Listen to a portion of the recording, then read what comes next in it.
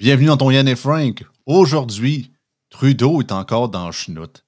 Comme on le sait, les Canadiens l'aiment pas. Les sondages nous montrent, un nouveau sondage en fait nous montre que même s'il changerait de chef, pas mal certain que Pierre Poilievre rentrait.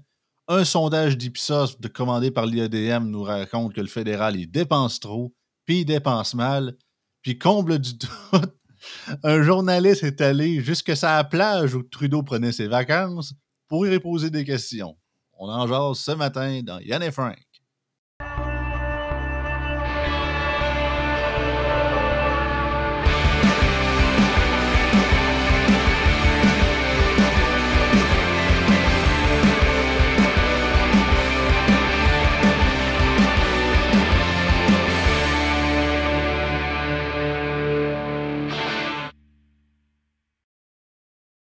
Ben oui, puis dans ton énumération, il y a de quoi qu'on a oublié qui est sorti quand même hier.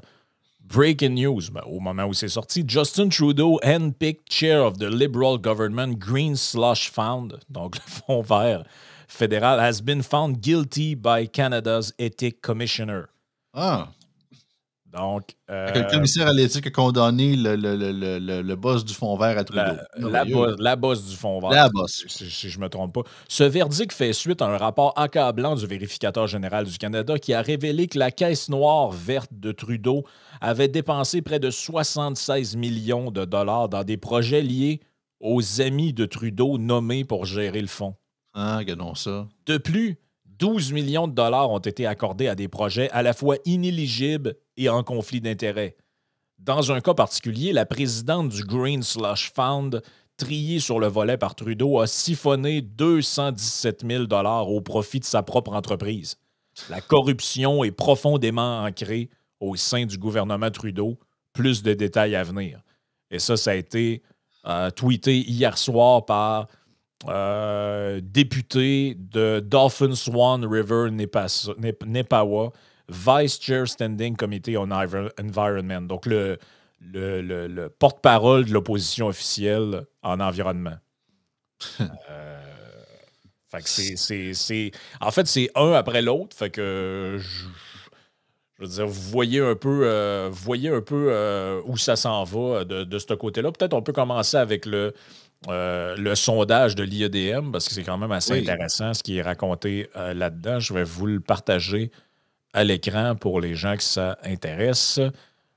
Donc, l'IADM fait ça là, assez souvent, commander des sondages à des maisons de sondage sur des questions. Puis on s'est déjà informé, hein, en fait, c'est Yann qui avait fait le démarchage. On sait combien ça coûte, puis on sait comment ça marche. Là, en gros, tu dis, j'aimerais sonder les gens sur telle affaire, telle affaire, telle affaire, et eux vont, dans leur base de données, sélectionner un échantillon aléatoire avec tous les groupes de la population représentés et designer des questions qui vont faire en sorte qu'il y ait le moins d'ambiguïté possible.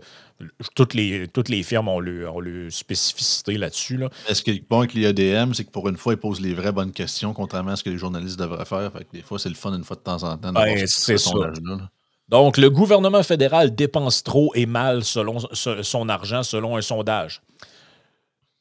La perception que le gouvernement fédéral dépense sans compter et qu'il flambe son argent sur les mauvaises priorités est devenue majoritaire chez les Canadiens, une tendance qui s'est encore accentuée par rapport à l'an dernier. C'est ce que nous apprend un sondage exécutif de la firme Ipsos et obtenu par le journal commandé par l'Institut économique de Montréal. La perception que le gouvernement fédéral dépense sans compter, au total, près des 2/3 des répondants estiment que les dépenses du gouvernement de Justin Trudeau sont beaucoup, donc 30 %, ou trop élevées, 33 %. On était à 55 % l'année dernière, donc on a une hausse de presque 10 % des gens. Les autres personnes, on ne sait pas s'ils sont dans le formol ou, le 30... Le 38-37 % des gens qui pensent que Trudeau ne dépense pas trop, je ne sais pas dans quel monde vous vivez. Ben, ils sont parqués devant TVA puis Radio-Canada à longueur de journée, puis ils n'ont pas accès à Internet.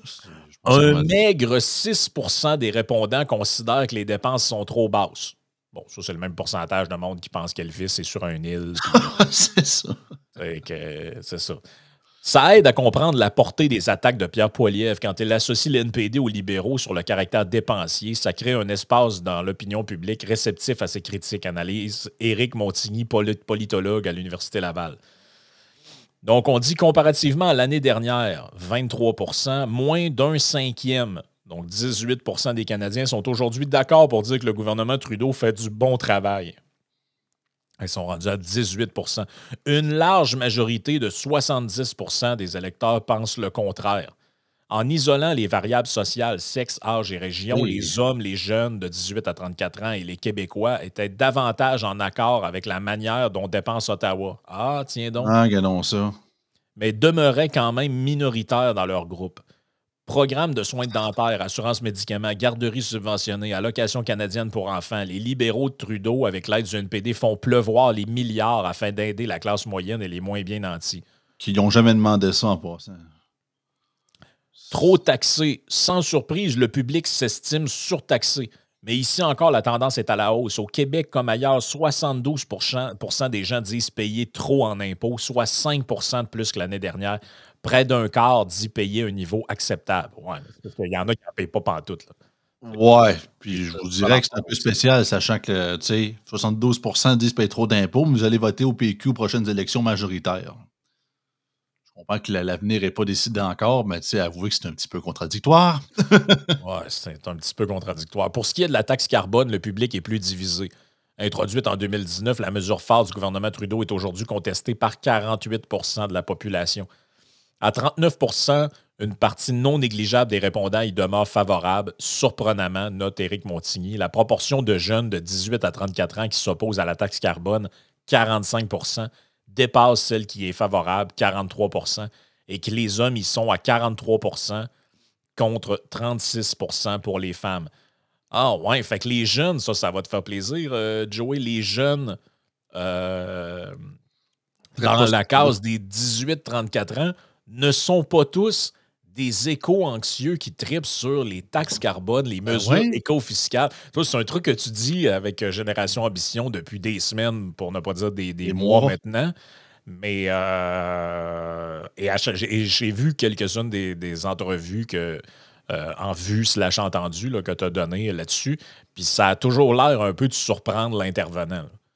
La personne qui t'interviewe, mais je veux dire, si vous connaissez c'est pas tout le. Tu sais, Greta, il n'y a pas juste Greta dans la vie. Là. Non, c'est ça quoi. Les jeunes ne sont pas tous de gauche, puis ils ont tous pas peur que la planète explose, ils sont pas sur le bord de mourir. Ouais.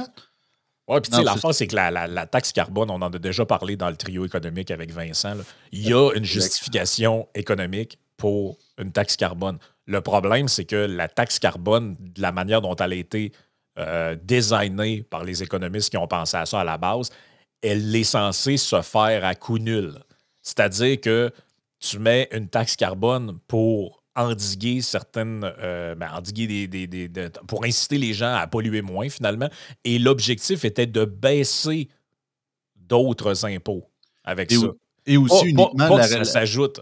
Eux vont dire, ouais, mais on envoie un chèque au monde. Ouais, mais le directeur parlementaire du budget, ce qu'ils ont sorti là-dessus, c'est que la plupart des familles canadiennes, là, Trudeau, il dit le contraire, là, mais en tout cas, si on se fie au directeur parlementaire du budget, la plupart des familles canadiennes, notamment dans l'Ouest, ça leur coûte plus cher que le rebate qu'ils reçoivent. Là. C'est ça. Ben, tu me corrigeras, Frank, mais je pense qu'aussi la taxe carbone était fonctionnelle dans le principe que ça restait justement au niveau des entreprises. C'est que le fait que Trudeau l'ait rendu quasiment au niveau du contribuable moyen via justement les taxes sur l'essence, des trucs comme ça reliés avec les taxes carbone. Je pense que c'est un peu ça que Vincent parlait dans son débat avec la madame de l'Iris hier un peu. Là. Ça fonctionnait bien pour ce qui est de l'entreprise et des industries, mais le fait de le mettre à monsieur et madame tout le monde, c'est stupide parce que justement, dans le monde qu'on vit, le monde ne peut pas arrêter de prendre leur char et d'aller porter leurs enfants aux pratiques de soccer ou d'aller à l'épicerie avec leur char s'ils travaillent loin pour aller acheter de la bouffe. C'est pas de quoi qu'ils peuvent dire « Ah, mais à force d'être taxés, ils vont réduire ça. » Non, ils ne peuvent pas se le permettre, c'est leur vie s'ils volent. C'est ça, c'est que ça... Comment je dirais ça? On ne vit pas tout à Montréal ou à Toronto. Un changement de comportement n'est possible que si les alternatives, si c'est élastique, là. Si c'est inélastique, tu ne peux pas changer ça parce que si quelqu'un vit en banlieue, dans une place où il a absolument besoin de se déplacer en véhicule, pour aller. Je veux dire, sa seule manière de changer ça, c'est d'avoir un véhicule électrique. Puis comme on le sait, ben, c'est extrêmement compliqué en ce moment à en avoir. Il y a même des gens qui se font appeler par des concessionnaires, disent ben là, regarde, le temps d'attente est trop long, voudrais-tu qu'on te donne un modèle normal à la place? C'est ça, là, la réalité. Je m'en suis fait encore parler il y a peut-être 2 semaines à peu près de ça. Fait que, tu sais, c'est un peu ça. Fait que, bon, sondage, en général, les sondages nous rassurent un peu dans le sens que tu dis, Christy, finalement, les gens sont moins mêlés que ce qu'on pense. Les Canadiens sont au courant qu'ils ont un gouvernement, des dépensiers pas de tête. Non, mais c'est ça pareil. Je veux dire que maintenant, c'est correct de faire des. C'est parce que l'affaire, c'est que c'est pas la mission du gouvernement fédéral de faire ça. Non, l'esprit de la Constitution canadienne, c'est un peu comme le débat aux États-Unis sur l'avortement. Les gens pensent que c'était au gouvernement central de gérer ça. C'est l'esprit de la Constitution, c'est l'histoire de Roe v. Wade, tout ça. C'est dire que c'est un truc, les États sont souverains sur ce type de questions-là. Ben, au Canada aussi, là, on a une constitution, puis on a historiquement une tradition de séparation des pouvoirs. Ceux qui ont centralisé ça dans les mains du gouvernement fédéral, c'est Pierre Elliott Trudeau, donc le père de Justin. Puis par la suite, c'est une longue tradition qui s'est poursuivie avec des up and down, mais de penser que le gouvernement fédéral doit gérer les garderies, doit s'occuper des hôpitaux, doit aller jouer dans l'éducation, la qualité de l'air, ou je ne sais pas trop. Normalement, les provinces devraient être à peu près souveraines sur l'éducation, la santé. Hey, j'ai vu une clip, je sais pas de quand ça datait, Frank, j'avais vu ça sur le TikTok. Je me suis dit, bon, c'était pas si important, mais c'était assez saucé. Trudeau, il avait annoncé, je pense que c'était 8 millions de dollars, quelque chose comme ça, d'argent public pour une genre de chaire d'études pour analyser les effets des changements climatiques sur les institutions démocratiques en Amérique du Sud. Ah, come on. C'était comme. Ouais. Come on. Pour analyser ça, t'as vraiment de l'argent à perdre, sérieux, hein? Puis, si l'université a le goût de ramasser le cash puis faire ça, tant bien le fasse, mais qu'il n'y ait pas une question d'argent public. Rappelle-toi l'histoire du package d'aide à l'Ukraine.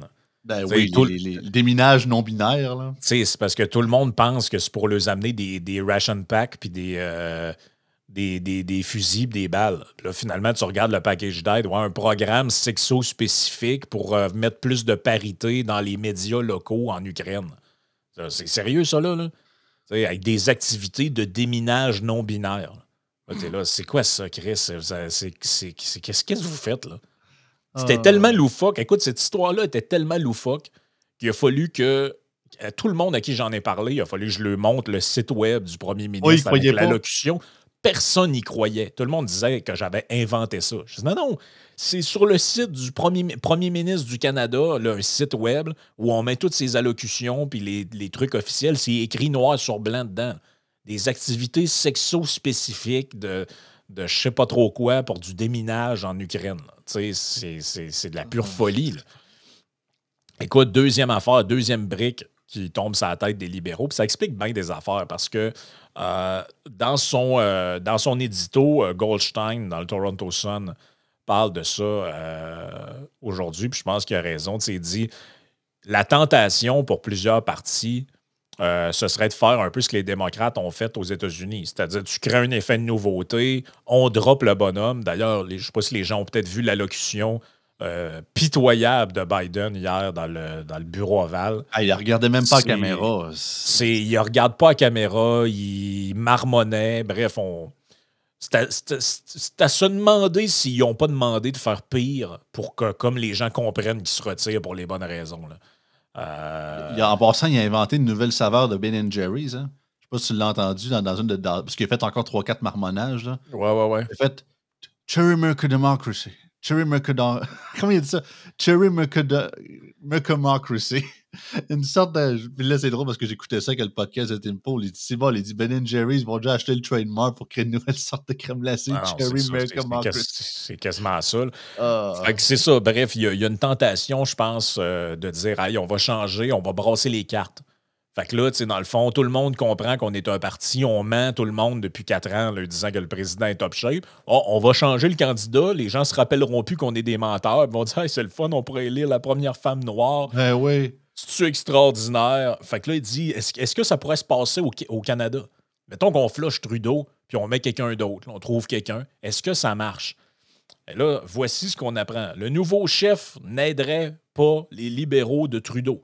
Le remplacement de Joe Biden par Kamala Harris comme candidate donne dans la course aux élections américaines a clairement donné un coup de fouet au soutien populaire aux démocrates, même si la question, c'est de savoir si ça va durer jusqu'au vote du 5 novembre, et ça reste une question un peu ambiguë.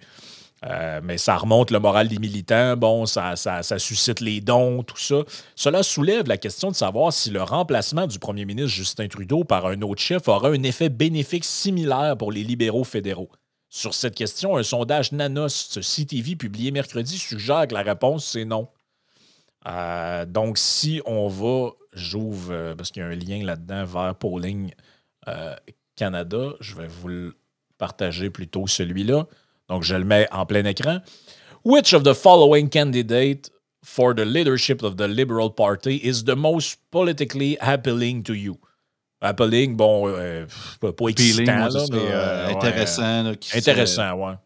Ben, c'est dur à traduire, hein, c'est... disons intéressant, les gens comprennent l'idée, là, c'est qu'est-ce qui vous paraît le mieux? On va dire ça comme ça. Donc là, on demande aux gens... Attirant, c'est ça. Attirant, bon. J'avais dit excitant au début, peut-être un peu fort de café, là, excitant. Là. Ça, c'est... Le café était fort à patate. Ça, c'est exact. Donc, on demande aux gens, c'est ça. Là, Trudeau, vous n'êtes plus capable. On revient au sujet précédent, le sondage de l'IEDM. On voit notamment que 70% et plus des gens disent Trudeau, on n'est plus capable. Donc là, on lui demande, mettons qu'on le remplace par quelqu'un d'autre. Sean Fraser fait 2%.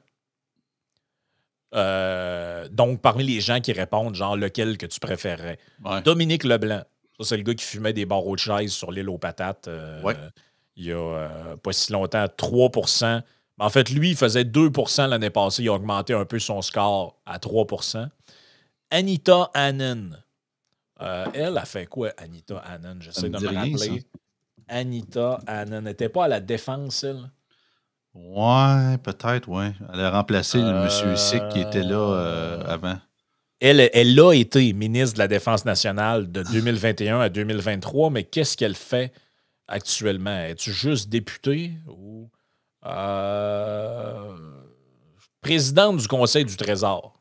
OK. Fait que c'est la genre de Sonia Lebel du fédéral. Elle, l'année passée, elle faisait 5%, elle est rendue à 3%, fait qu'une baisse. François-Philippe Champagne, qui est une autre figure que les médias adorent, mais moi, j'ai jamais trouvé bon plus qu'il faut. J'ai rien contre lui. Moi non plus. Je le connais pas, là, mais j'ai rien contre, j'ai rien pour. On va dire ça de même. Lui, il faisait 2% l'année passée. Là, il serait à 4%. Mélanie Joly, donc la belle Mélanie Joly, qui, elle, faisait 4% l'année passée, elle serait rendue à 5%. Trudeau, s'il reste là, ben 9% des gens répondent que c'est leur préféré, c'est lui le premier ministre. Pas terrible. Il était à 9 l'année passée, il est encore à 9.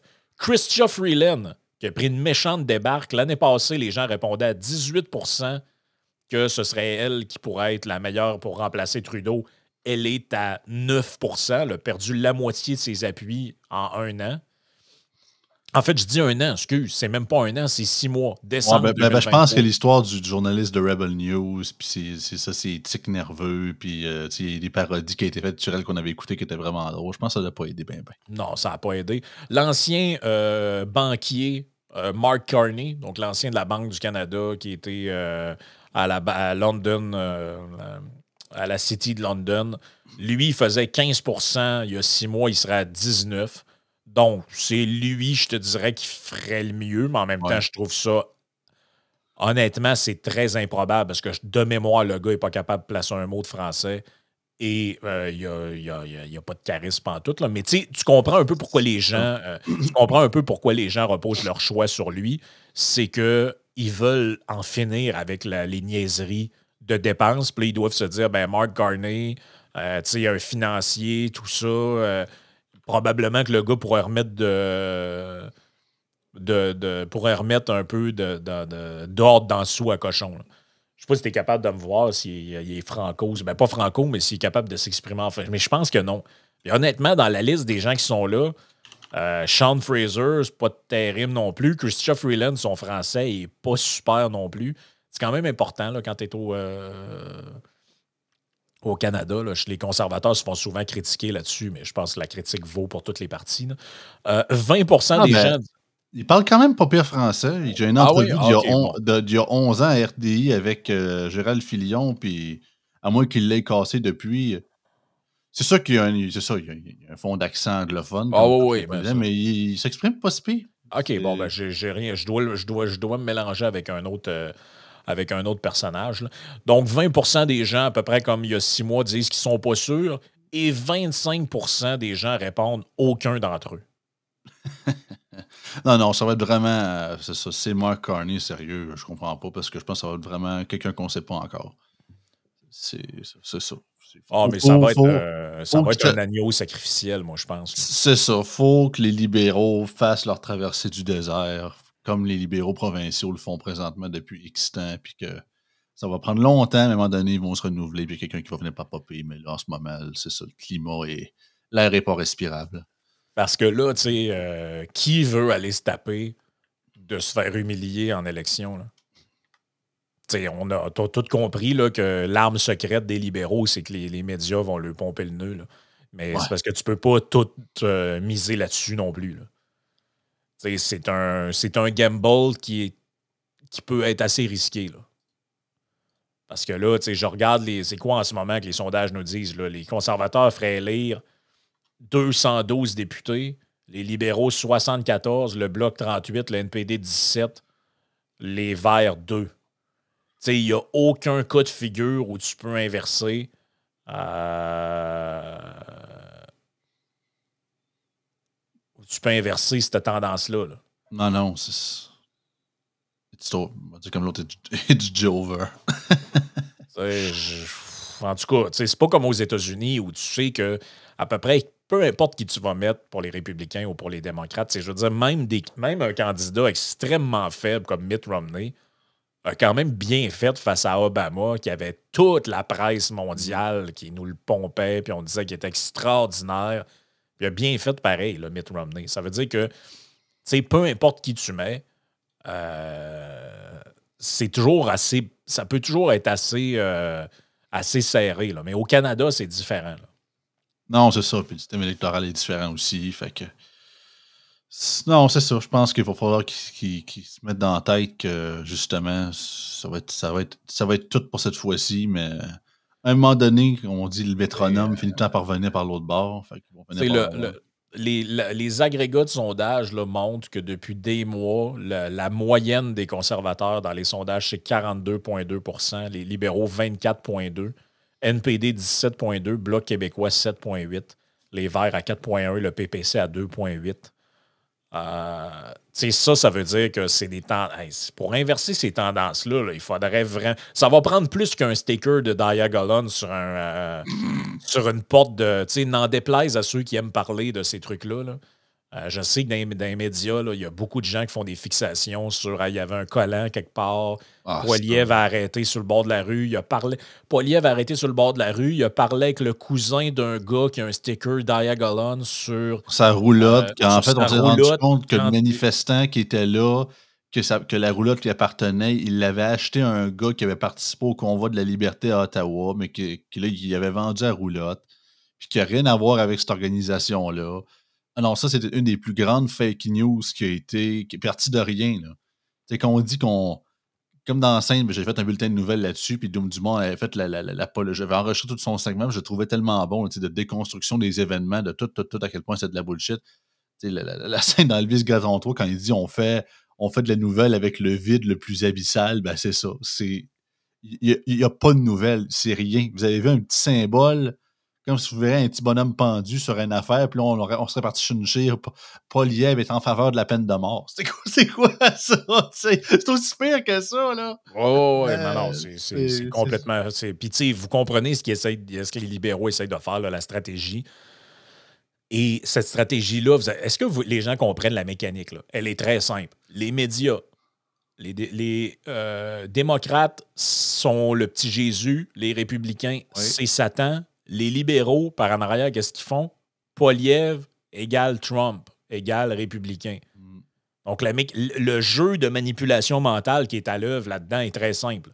Poilievre égale républicain égale Satan.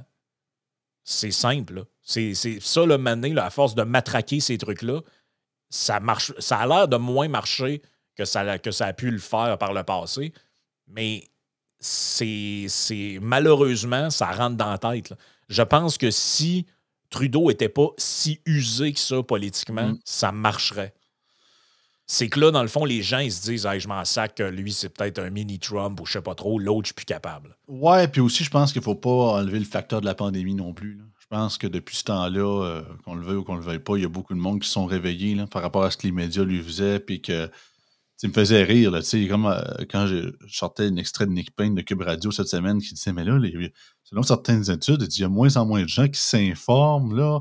Puis il faisait un lien avec le 1 an dans pas très longtemps que Facebook a banni les nouvelles, sur sa plateforme. Mais en fait, ça se peut-tu justement que dans les 2-3 dernières années, vous avez tellement tilté sur le bocal à, excusez-moi, à licher le derrière des politiciens et à faire tout ce qu'ils demandent, qu'à un moment donné, le monde sont tannés puis ont décidé fuck off. Ouais. Vous êtes une branche de propagande, puis peu importe si votre information est de qualité, je vous écoute juste plus. Quand on parle de propagande, là, Justin Trudeau est en vacances, nous dit-on, familial à Tofino. Article de la presse ce matin, Justin Trudeau traqué par un représentant d'un site web de droite. Traqué? Traqué. Oh, oui, comme ça, je serais un chasseur de tête. Oui, traqué. Et là, écoute bien ça. Les vacances familiales de Justin Trudeau ont été momentanément gâchées en raison de l'irruption d'un représentant d'un site web de droite. Celui-ci est parvenu à se rendre à quelques centimètres du premier ministre sous le regard des agents de la GRC. Moi, je suis surpris qu'il ne l'ait pas tiré sur on-site. Tu es comme un gars qui s'approche de Trudeau, c'est une plage, je sais pas, me semble. Tu le pousses à terre, je sais-tu, moi. Le premier ministre a bien tenté d'éconduire Ken Bext, un ancien de l'organisation Rebel News, mais en vain. Il a donc fini par l'inviter à se promener dans le sable avec lui après avoir vu que son Benjamin, Adrien, sortait de l'eau et s'approchait d'eux. Ce que vous voyez dans cette vidéo, c'est un père qui a décidé d'éloigner son enfant d'une situation conflictuelle. Il n'y a rien d'autre à ajouter, écrit mercredi dans un courriel Mohamed Hussein, attaché de presse de Justin Trudeau. Il aura fallu attendre un certain temps. Le temps de réaction est difficile à évaluer en raison du montage avant que les agents de la Gendarmerie royale arrivent et se dressent entre les deux hommes et l'enfant. Tu as vraiment l'impression que le gars, il est allé puis il est menacé. Là. Et wait, there's more. En dépit du montage, il semble clair qu'il y a eu une faute, selon le spécialiste en sécurité Michel Junot-Katsuya. On s'ennuyait-tu pas de lui? Oui, c'est ça, James Bond en carton. Car si les gardes du corps ne dormaient pas au gaz, ils ont néanmoins trop tardé à s'interposer pour faire cesser ce qui est clairement du harcèlement, juge-t-il à l'autre bout du fil. L'ancien de la GRC et du Service canadien du renseignement de sécurité rappelle qu'il ne s'agit pas d'un incident isolé. D'autres ministres, dont Mélanie Joly, ont également fait les frais d'individus munis de cellulaires. Là, c'est le premier ministre. On est chanceux. Le tweet était juste armé d'un téléphone. S'il avait eu une arme blanche, il aurait eu le temps de le poignarder 12 fois. What the fuck? Hey, c'est comment rajouter de la sauce sur une histoire qui n'en est pas une? OK, le gars est allé voir le PM durant ses vacances. Est-ce que c'est moralement tannant? Oui. Mais t'es le PM, chose. Puis je dis pas qu'il n'y a pas besoin de temps. Trudeau ne mérite pas de temps libre. Le gars, il était pas menaçant, là. Non, mais écoute ce qu'il dit, man. Non, mais c'est le gars de délai complètement. C'est un gars, le gars, Ken Beck, c'est le gars de Counter-Signal. C'est un ancien de Rebel News. Il a fait des vidéos. C'est lui qui avait filmé le lac à l'épaule des libéraux sur l'île du Prince-Édouard. Mais c'est pas True North, lui, me semble, c'est ça?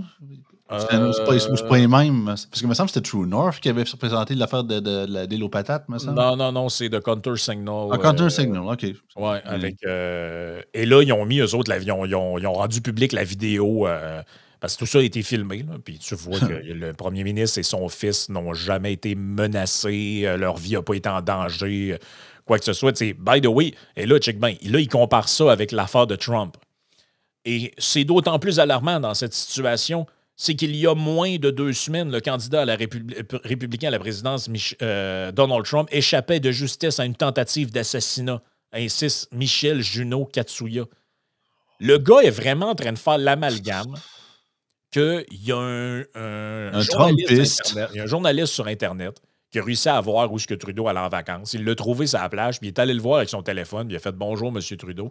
Je vais vous montrer sur Patreon l'extrait de ça. » On le voit très bien. Là. Il n'y a aucune agressivité. Le gars n'est pas en danger. En gros, savez-vous c'est quoi qu'il lui demande? Il lui demande « Votre ministre de l'Environnement, ou en tout cas un de vos ministres, a dit que prendre l'avion puis aller passer des vacances, là, ça contribue à détruire la planète. Qu'est-ce que vous faites ici? » C'est ça qu'il lui demande. Ah ouais, là, il met des contradictions d'en face. Puis il y a des gens qui s'interposent et c'est Trudeau lui-même qui dit « Non, c'est correct, je vais aller y parler. » Il était correct là-dessus, Trudeau, je pense. Il a décidé d'aller y parler. Puis là, ils marchent à la plage ensemble. Puis là, Bex, il lui demande, il dit « Ben, j'essaie d'avoir accès aux salles de presse. Puis je suis tout le temps refusé. Pourquoi vous nous refusez l'accès? » Puis, mais là, écoute, on nous relate ça dans la presse en sous-entendant que le gars aurait pu tuer Trudeau. Que c'est il compare ça à tentative d'assassinat. Hey, c'est malade, là, sérieux. Non, son stilté sur le bocal, ça n'a pas de bon sens. Mais je peux comprendre que le fait que ça a pris un certain temps avant que justement les agents arrivent à Trudeau, puis c'est vrai que techniquement le PM était en position de vulnérabilité, puis si quelqu'un de mauvaise intention aurait pu y aller, c'est vrai qu'il aurait pu faire du dommage. OK, peut-être là, je vois une critique légitime, mais le reste du temps, le Trump, puis de si l'arme blanche, vous avez fumé du bon en calvasse, là. Ben ouais, mais c'est comme si, mettons, moi, dans le fond, ce qui s'est passé, là, mettez-le en termes de Yann et Frank, c'est comme si moi, j'apprenais que, je sais pas, moi, Gabriel Nadeau-Dubois était en vacances au lac Saint-Jean, puis il était à la plage de Saint-Prime. Puis là, je m'en vais, je prends mon char, je m'en vais à la plage, je le vois sur la plage, puis j'arrive avec mon téléphone. Je dis hey, « Bonjour, M. Nadeau-Dubois, j'anime le podcast, tout ça. » Puis là, il y a trois gros gars qui arrivent, qui s'interposent. Puis le lendemain, je vois ma face dans la presse, puis c'est écrit avec Michel Junot Katsuya qui sous-entend que j'aurais pu m'en prendre à lui avec un couteau. Est-ce que, tu sais, je veux dire qu'on dise que c'est un peu pas de classe pendant que quelqu'un est en vacances. Fair enough. Fair enough, là.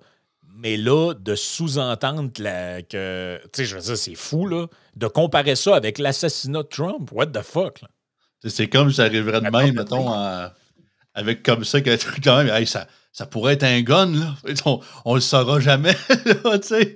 Mais finalement, tu sais, c'est ça, c'est rien, hey, là. C'est capoté, là. Mais ça, on va aller sur Patreon, on va montrer l'extrait. On va rire.